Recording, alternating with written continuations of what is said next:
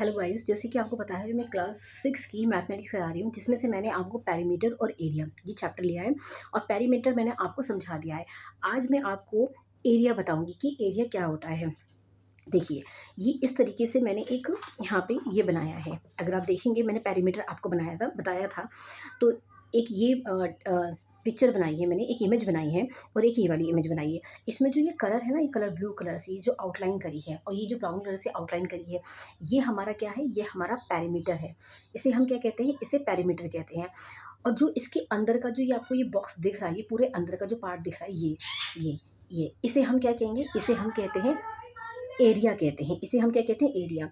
अब देखिए, एरिया जो है इसे निकालते कैसे हैं। देखिए, अगर आप एरिया देखेंगे ना, ये 1 2 3 4, अब हम मतलब निकाले कि एरिया कितना हुआ, तो हम इसे काउंट कर लेते हैं ये बॉक्सेस को। तो 1 2 3 4 5 6 ये हो गए। 6 इस वाली रो में भी हो गए, 6 इस वाली रो में भी हो गए, 6 इस वाली रो में भी, 6 इस वाली। तो कितने हो गए, 6। तो कितने हो गए, ए 1 2 3 4 5, 1 2 3 4 5 5, और ये 6 हैं। यानी कि जो इसके जो पूरे ये जो बॉक्सेस निकल रहे हैं, ये 30 निकल रहे हैं। 30 बॉक्सेस निकल रहे हैं। यानी कि एरिया हमारा कितना आ रहा है, यहाँ पे इन्होंने कहा है कि 30 आ रहा है। ठीक है, तो कितना आ रहा है, ये आ रहा है 30। इसी तरीके से अगर आप देखेंगे तो इसमें यहाँ पे इनके ये वाला बॉक्सेस है, इसमें कितने 1 2 3 4 5 5 है, और ये 5 है, 1 2 3 4 5 5। यानी कि इसका जो एरिया निकल रहा है वो निकल रहा है 25। लेकिन अगर हम थोड़ा सा दिमाग लगाएं तो हमने ये देखा कि इसकी जो लेंथ है, जैसे 1 2 3 4 5 6, इसमें 6 बॉक्सेस आ रहे हैं और इधर 5 आ रहे हैं। तो हम ये मान लेते हैं ये 6 सेंटीमीटर हो गया और ये 5 सेंटीमीटर हो गया।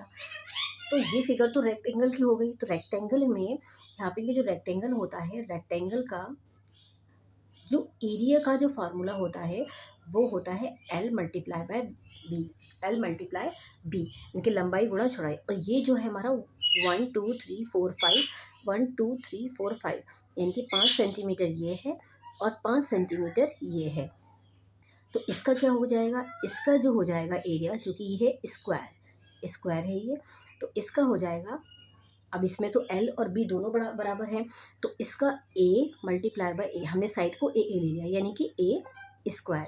तो हम इसका कैसे निकलेंगे, 5 multiply by 5 is equal to 25 centimetre square, क्योंकि दो जगह सेंटीमीटर है।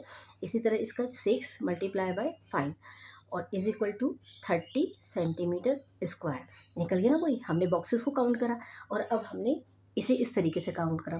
तो ये क्या बन गया हमारा, ये हमारा बन गया फार्मूला।